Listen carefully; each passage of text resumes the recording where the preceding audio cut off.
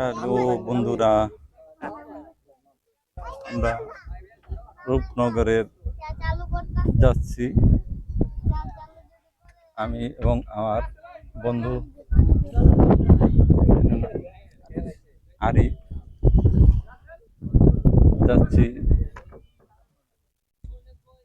নদীর ওই পারে। নদীর ওই পারে গতকাল মেলা হয়েছে, সেই মেলাতে আমরা গিয়েছিলাম। আজও যাচ্ছে। যাওয়ার আগে সাভার বাজার থেকে নৌকা পাড়ি হয়ে নৌকা দিয়ে যাইতে হইতেছে। আপনাদের পিছনে দেখাইতেছি এই যে পানি, এটা হইল সাভার, এটা সাভার, আর ওইটা হইল রূপনগর। তো আপনারা সবাই আমাদের সাথে থাকবেন, আমরা মেলাতে যাব। আরিফ ভাই কিছু বলেন।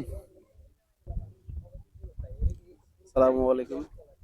হ্যালো এভরিওয়ান, আপনারা সবাই কেমন আছেন?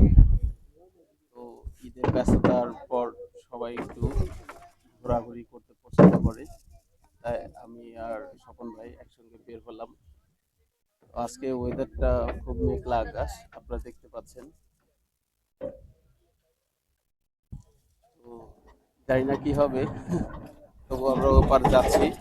আপনারা ভিডিও দেখে কমেন্ট করবেন এবং আমাদের সাথে থাকবেন। আমাদের নৌকাটা ছেড়ে দিল, সাউন্ড হয়তো আপনারা বুঝতে পারবেন না, সাউন্ডটা খুবই কর্কট। এই অবস্থা, আমরা নদীর ওই পারে যাচ্ছি দেখেন। আর এই হলো নৌকাটা, ওই যে নৌকার মাঝি দেখা যাইতেছে। হ্যাঁ, নৌকার মাঝি। সবাই একটু সঙ্গে থাকবেন। আমরা যাচ্ছি রূপনগরে, রূপনগরে যাচ্ছি। রূপনগরের পানি দেখেন, পানির অবস্থা এই পানি, থই থই থই থই পানি। যাচ্ছি ওই যে ঘাটে, ওই ঘাটে, ওই ঘাটে থেকে আমরা বেড়াইতে যাব গ্রাম এলাকায়। আপনারা দেখতে পাবেন, দেখেন এই যে, আর পানিগুলো আপনারা দেখতে পাবেন, এই যে পানি দেখেন, অথই পানি। এটা একটা ভরা নদী, নদীটা ভরে গেছে। হ্যাঁ, এটা বংশাই নদী, আপনারা হয়তো চিনেন, এটা বংশাই নদী। আমি একটু দাঁড়িয়ে আপনাদের দেখাই। একটু, এটা একটা বংশাই নদী। এই যে আমরা ঘাটে যাচ্ছি, এটা হলো রূপনগর ঘাট। রূপনগর ঘাটে যাচ্ছি। আমরা একটু গ্রাম এলাকায় বেড়াতে যাব। এই রূপনগর গ্রাম, প্রথমে কিছু দোকানপাট আপনারা দেখতে পাবেন। এই যে রূপনগর যে চলে আসছি।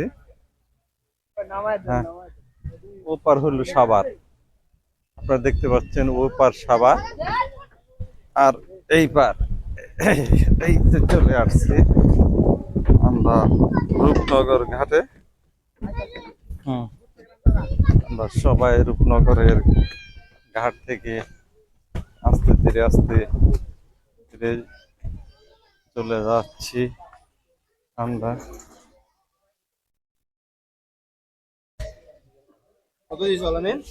হ্যাঁ, 20 টাকা নিব মনে হয়। একজন প্রতি কত নেন? জন প্রতি ঘাটের টাকা নিল 10 টাকা। যাই হোক,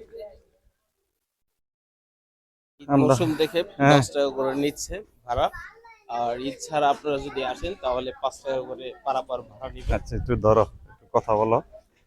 হ্যাঁ, তো আপনাদের রূপনগর নিয়ে আসলাম। ঘুরতে কার কার ভালো লাগে কমেন্ট করে জানাবেন।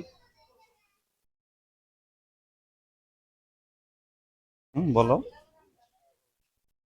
তো দেখতে পাচ্ছেন ধীরে ধীরে আমরা ঘাট থেকে পেরোয়ে আমরা খোলামেলা পরিবেশ যাচ্ছি। এই যে এইটা হলো রূপনগর বাজার, আপনারা দেখতে পাইতেছেন, এটা রূপনগর বাজার। রূপনগর ঘাটের বাজার। আর এই ঘাটটা আহ, খুবই সুন্দর, নৌকা দিয়ে আসলাম আমরা। আর নৌকাটা আপনারা হয়তো দেখতে পাচ্ছেন। আমরা গ্রাম এলাকায় যাইতেছি, আমরা যাইতেছি ওই দিকে, ওই এলাকায় ঈদের রেশ কাটতেছে, ধীরে ধীরে লোকজন কমতেছে। তো আপনাদের আমি রূপনগর ঘাট থেকে আপনাদের গ্রামে নিয়ে যাচ্ছি, গ্রাম এলাকায়। তো গ্রামের পরিবেশটা আপনাদের দেখাবো, আপনারা সঙ্গেই থাকেন। যাই হোক, ঈদ কার কিরকম কাটলো আপনারা একটু জানাবেন। ঈদের আমেজ খুব কমতে শুরু করছে। আমি সাভারে থাকি, আর সাভারের লোক সংখ্যা এই 2-3 দিন খুবই কম ছিল। দেশের বাড়ি থেকে লোকজন আসতে শুরু করছে। হ্যাঁ, দেশের বাড়ি থেকে লোকজন আসতে শুরু করছে, আপনারা দেখতে পাবেন। আমি যাচ্ছি ওইদিকে, ওইদিকে গ্রাম এলাকায়। আর গ্রাম এলাকায় কেয়া গাছ দেখতে পারবেন যে সাইড দিয়ে। আর এটা রূপনগরের মেইন রোডে আমি উঠতেছি এখানে, এখান দিয়ে। তো আপনাদের একটা ভালো একটা জিনিস দেখায়। এই যে দেখেন, বিশাল এলাকা। এই এলাকাতে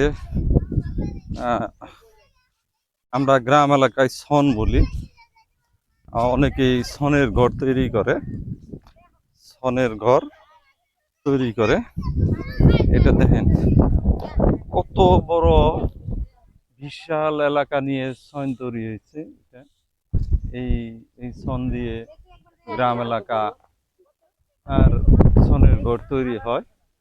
দেখেন বিশাল বড় বড়, আপনারা হয়তো দেখতে পাইতেছেন, এটা এটা আপনি দেখায়। এরিয়াটা অনেক বড়। আর এই যে এই ছনগুলা দিয়েই আহ, অনেক সময় যে আগে যে কুড়ের ঘর থাকতো, সেই কুড়ের ঘরগুলা হইতো, তৈরি হইতো। তো দেখছেন অনেক বাতাস, প্রচন্ড বাতাস। আর এই বাতাসে এই এলাকাটা আপনাদের একটু দেখাই এখানে। এই দেখেন, আমি ভিতরে ঢুকতেছি।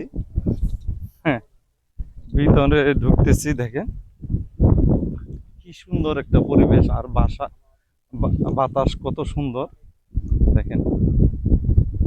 এগুলার আমরা গ্রাম এলাকায় ছন বলি। এই যে ছনের ঘর তৈরি হয়, আবার গ্রাম এলাকায় খড়ের ঘরে তৈরি হয়। আর এই ছনগুলা এত বড়, দেখেন বিশাল এরিয়া নিয়ে ছন চাষ করা হয়েছে। আপনারা এটা একটু ছোট রাস্তা, আর আমি যাচ্ছি ওই রাস্তাতে, যে দেখতে পাইতেছেন খুব ভালো লাগতেছে। আগে এদিক দিয়ে কেয়া গাছ হতো, আর এখন সেই আমেজটা ধীরে ধীরে কমতে শুরু করেছে। রাস্তার দুপাশেই দেখেন এই যে ছনের যে বিস্তারিত জায়গা, ছন তৈরি হচ্ছে, বুনছে ছনের ঘর, ঘর করার জন্য। এই দেখেন সেটা, এই যে এখানে কিছু ফুল হয়েছে, এই যে ফুল, এই যে ফুল দেখছেন আপনার।